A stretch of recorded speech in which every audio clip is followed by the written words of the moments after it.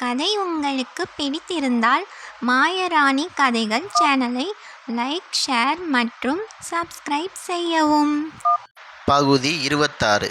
ரஞ்சனியும் ரகசிய குகையும். அபிக்கிளி ரஞ்சனி, ராகுல் மற்றும் மகிராவிற்கு அந்த பழைய மாய வரைபடம் பற்றி முழு விவரங்களையும் சொல்லுது.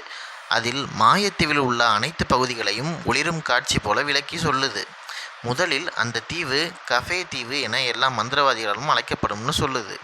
மாயாஜால கஃபே தீவின் வரைபட விவரம். கஃபே தீவு என்பது 6 முகம் வடிவமைப்பில் இருக்கும் மந்திரசக்தி கொண்ட ஒரு தீவு.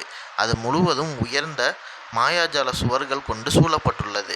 இந்த தீவின் 6 மூலைகளிலும் தனித்தனி மந்திர பகுதிகள் அமைந்துள்ளன. அவற்றை மைய அரண்மனை ஒருங்கிணைக்கிறது. இந்த தீவு பல்வேறு மந்திர சக்தி கொண்ட உயிரினங்கள், தடை செய்யப்பட்ட பகுதிகள் மற்றும் அற்புத ரகசியங்களால் நிரம்பியுள்ளது அப்படின்னு சொல்லுது. முதலில் நுழைவாயில். தீவின் கீழ்ப்பகுதி நடுவில் அமைந்துள்ள ஒரே நுழைவாசல். இதனை உயரமான மந்திர கதவும் பாரக் காவலனும் பாதுகாக்கின்றனர். விருந்தினர்கள் உள்ளே நுழையும் போது தீவை பார்த்து ஆச்சரியப்படுவார்கள். இரண்டாவது பகுதி மந்திர விளையாட்டு மைதானம். நுழைவாயிலை தொடர்ந்து விரிந்து காணப்படும் மாயாஜால மைதானம். இங்கு மந்திர சண்டைகள், பறக்கும் பயிற்சிகள் மற்றும் புதிய மந்திரவாதிகளை பயிற்றுவிக்கும் நிகழ்வுகள் நடைபெறும்.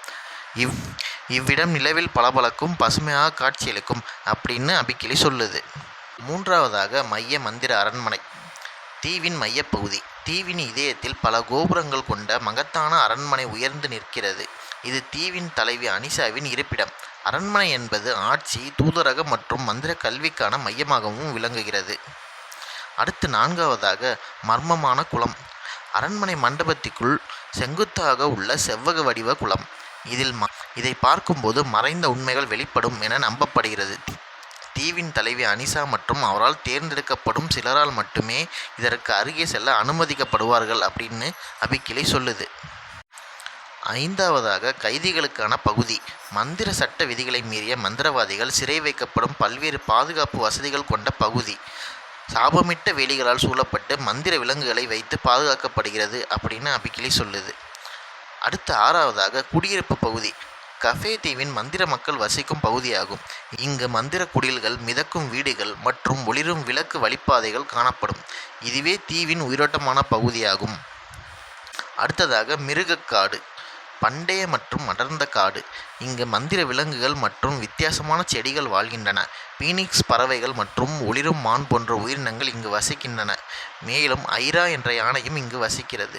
மிகவும் தைரியமானோர் அல்லது மிருகங்களுடன் பேசக்கூடியவர்கள் மட்டுமே இங்கு செல்வர். அடுத்ததாக மறக்கப்பட்ட காடு. கைவிடப்பட்ட மந்திர பொருட்கள் வைக்கப்படும் மர்மமான காடு இது. தீவின் இரகசிய மந்திர கிடங்கு என்றும் அழைக்கப்படுகிறது. மந்திரம் நிறைந்தது, பல இரகசியங்களை கொண்டது, மிகவும் சிக்கலான பகுதி என்பதால் கூடுதல் கவனத்துடன் மட்டுமே செல்ல வேண்டும் அப்படின்னு அபிக்கிளி சொல்லும். இந்த பகுதியை ரஞ்சனி, ராகுலும் ஏற்கனவே பார்த்துட்டாங்க அப்படின்னு சொல்லுது. அடுத்தது கடைசியாக கல்லறைக்காடு. முந்தைய புகழ்பெற்ற மந்திரவாதிகளுக்கான அமைதியான ஓய்வு பகுதி. இங்கு ஆன்மாக்கள் காப்பாளர்களாக இருக்கின்றன. இது புனிதமானதும் அமைதியானதும் சக்தி வாய்ந்ததும் ஆகும் அப்படின்னு சொல்லுது. கடைசியாக அபிக்கிளி இந்த தீவின் சுருக்கத்தை சொல்லுது.